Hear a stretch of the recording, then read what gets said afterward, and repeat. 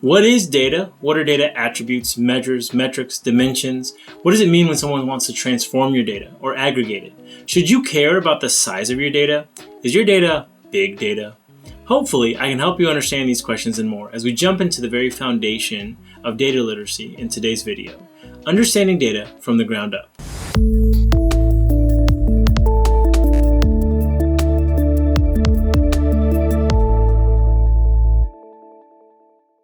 You know that data is important, or at least you've been told that it is. But why? Why does data matter? Because it's the foundation of decision making. Whether you call it data or not, you are always making decisions based off of what you know, the information that you have received. Unless you are flipping a coin, there's no decision that you're making that is without data. The idea here is just to understand the different forms of data and what you can do with it so you can make those decisions better. Let's first look at how data becomes wise decision making.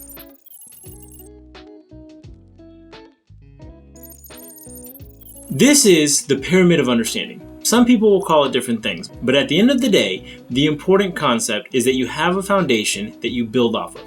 Each step leads to the next step, and you can't have the top one if you don't understand those below it. So, you start off with raw data or basic observations. For example, there are dark clouds outside. That is just an observation and it doesn't mean anything yet.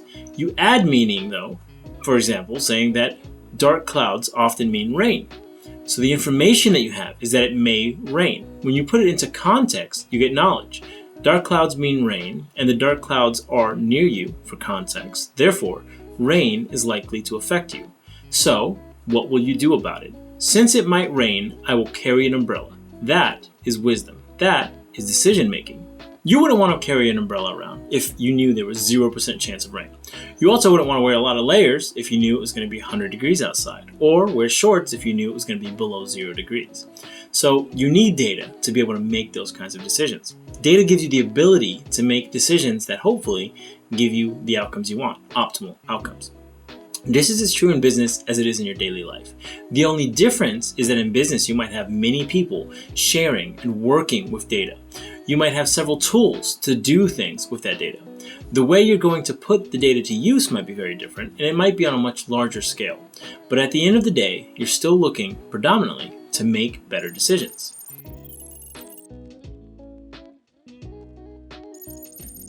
So let's understand data in terms of how we observe things and make those observations useful. At the very basic level, no matter how many tools you're using, no matter how many data engineers and analytics experts you have on your team, data comes down to the concepts of describing and counting things. When we are describing things, the details we observe are called dimensions. I'm not one-sided. Have you ever heard anybody say that? There are many dimensions to who a person is, from how tall they are, to where they're from, to their favorite toppings on pizza. On the other hand, metrics are all of descriptions that we might have that are numerical. We are interested in answering questions like how much there is of something or how many there are. Metrics are the numbers we get when we count or measure our observations. And finally, aggregations are group ways of looking at our measurements. What is the total, the average, or the largest or smallest measurement?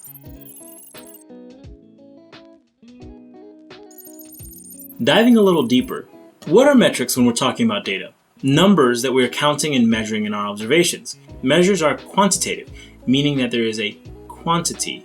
There are two types of metrics depending on if we are answering how much or how many. Discrete counts, answering how many, is counts that fit into specific buckets where we don't expect values in between. So imagine counting the number of eyes on different creatures. You would have 1, 2, maybe 3 even, but you wouldn't expect 2.5. In continuous measures, on the other hand, numbers are within a range. Take height, for example. You can be 5 foot or 6 foot or 7 foot, but you could also be 5.2546 feet tall.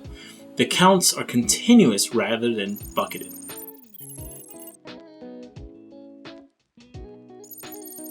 What are dimensions when we're talking about data? They are descriptions of what we observe. They are qualitative, meaning there is a quality or an attribute that we are describing.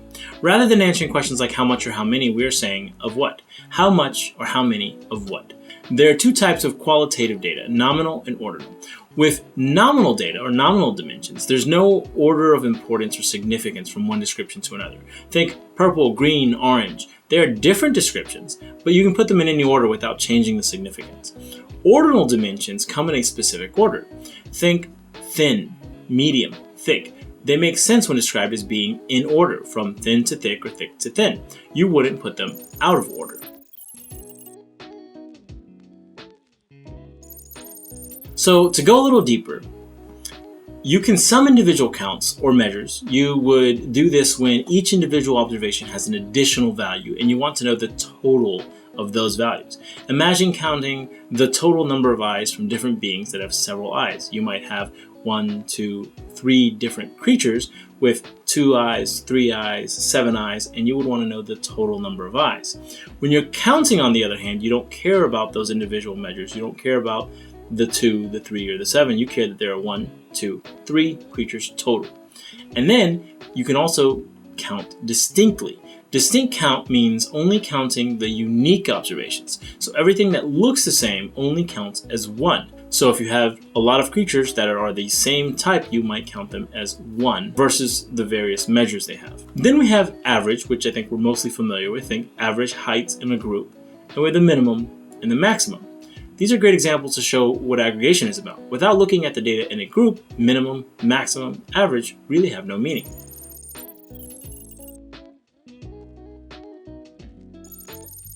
So now that we know what data is, what do we do with data? Well, we capture it, we observe, and we measure. We transport it, we get the observations from one point to another. We transform it, we repackage the data so we can make better use of it. We store it, whether we organize it as we store it or we just throw it together to organize later. We think about where we're going to put it. We use it, we analyze it to see what we can learn from it to make those better decisions. This is called analytics.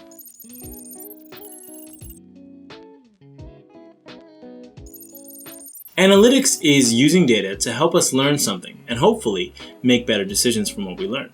There are 5 levels of analytical maturity, meaning we grow up in our ability to use data. Those levels are descriptive analytics, what happened, it rained. Diagnostic analytics, why did it or why is it happening, the weather conditions that caused the rain. Predictive analytics, what could happen, the forecast, when will it rain again. Prescriptive analytics, what should we do now that we know? Optimizing, finding the best course of action like bringing an umbrella, knowing when and when not to bring an umbrella. And finally, automated analytics, which is basically letting a machine bring the umbrella for you because it does all the thinking.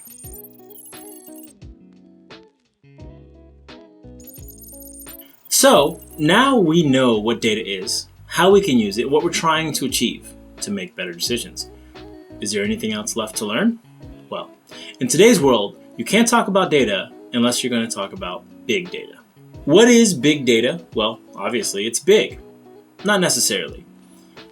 Big to one company might mean something completely different to another company.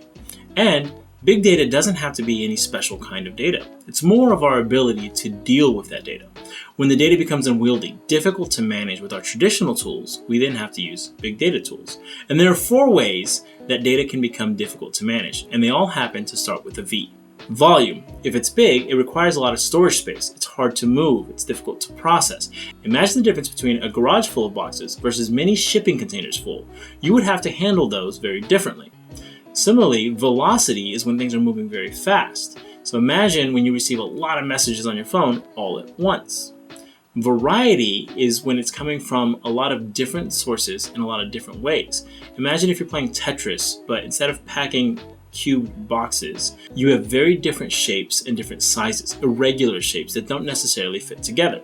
And finally, you have veracity, uncertainty. Think if your observations were coming from adults or kids, would you trust the observations from kids as much as you would from adults? So now hopefully you understand at least the foundation of what data is and how we can use it, what we're trying to achieve with it, and even what defines big data. Stay tuned as I jump into how we track marketing data with pixels, tags, cookies, and UTM parameters, where all that data goes, and as we examine the infrastructure of marketing technology tools that many organizations need to deal with data. And we'll talk through the importance of data governance, data quality, and data integrity in the next few videos. If you found this helpful, please like, subscribe, and share this with others who could benefit from becoming a little more data literate. Thank you for your time, and we'll see you next time.